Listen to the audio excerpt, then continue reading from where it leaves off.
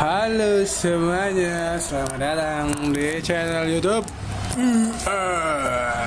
Kali ini kita akan membahas tentang sejarah sepak bola Indonesia. Sepak bola Indonesia, sepak bola lebih dari sekedar permainan. Di Indonesia, ia adalah bagian dari sejarah, identity, dan semangat bangsa. Sebelum kita mulai ceritanya, intro dulu bosku. Ku hanya mau dodo. Ku suka dodo. Desain Dodo terinspirasi putik susu ibu. Dedek pasti suka. Hati-hati, jangan salah pilih.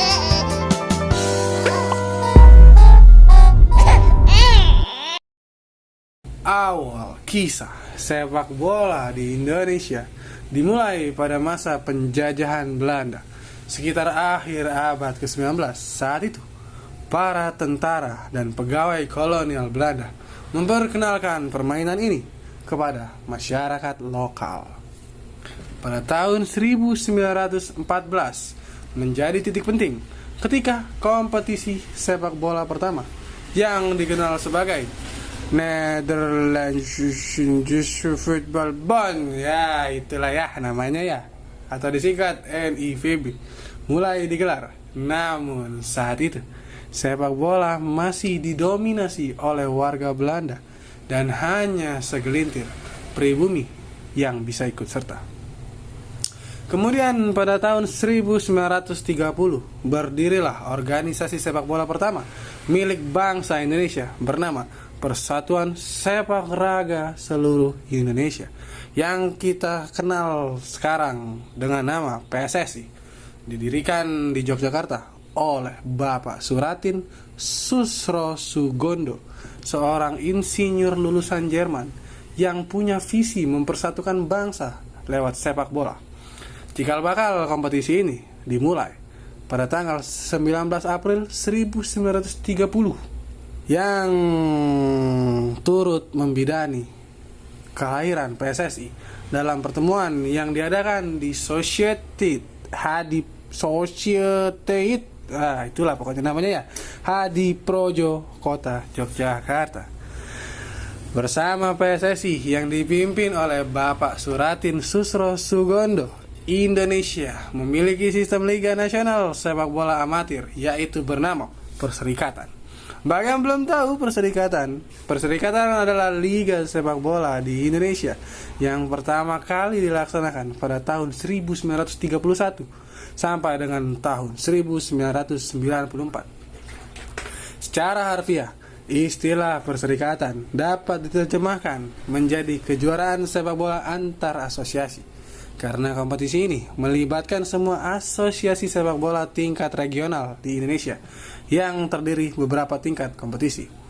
Seiring kompetisi Liga Perserikatan berjalan, pada tahun 1938, tim nasional Hindia Belanda yang berisi sebagian besar pemain Indonesia mencetak sejarah dengan tampil di Piala Dunia Federation International Football Association di Prancis.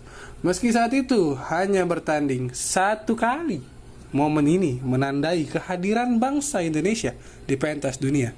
Pada tahun 1979 sampai 1980 didirikanlah Liga Semi Profesional dengan nama Galatama yang terdiri dari hanya satu tingkat kompetisi, kecuali tahun 1983 dan 1990 yang terdapat dua divisi.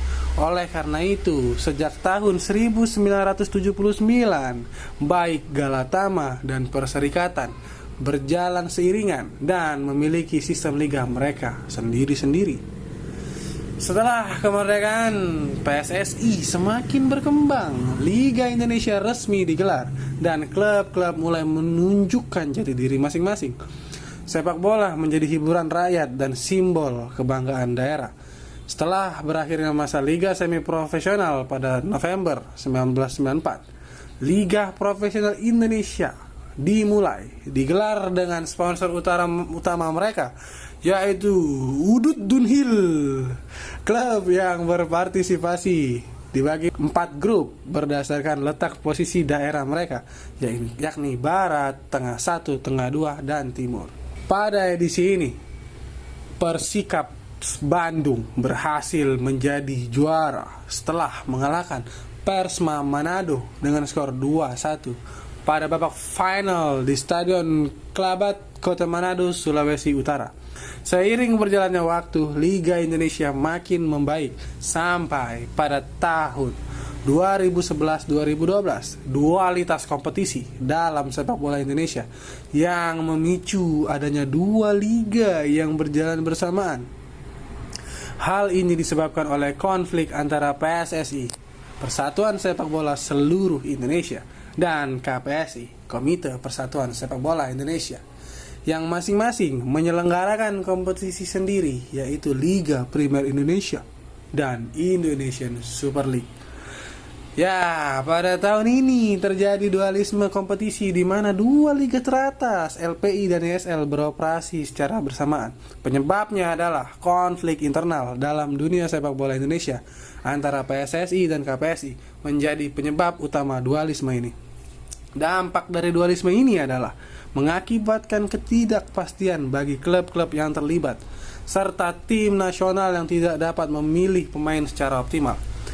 Dan penyelesaiannya adalah PSSI dan KPSI akhirnya melakukan rekonsiliasi dan menyatukan kompetisi pada tahun 2014 dengan 18 klub ISL ditambah 4 klub IPL.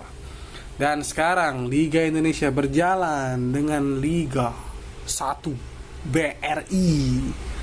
Pada era modern, sepak bola Indonesia memang mengalami pasang surut. Prestasi tim nasional sampai saat ini belum konsisten, walaupun sekarang kita lagi berada di babak penyisian keempat. Namun antusiasme masyarakat terhadap sepak bola tetaplah tinggi.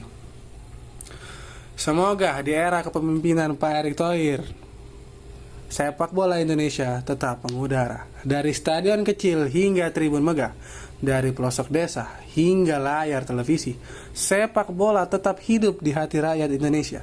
Sepak bola Indonesia masih menapaki jalannya, namun satu yang pasti, ia telah menjadi bagian dari sejarah dan jiwa bangsa. Sekian rangkuman singkat tentang sejarah sepak bola Indonesia. Jika ada salah kata, kita mohon maaf.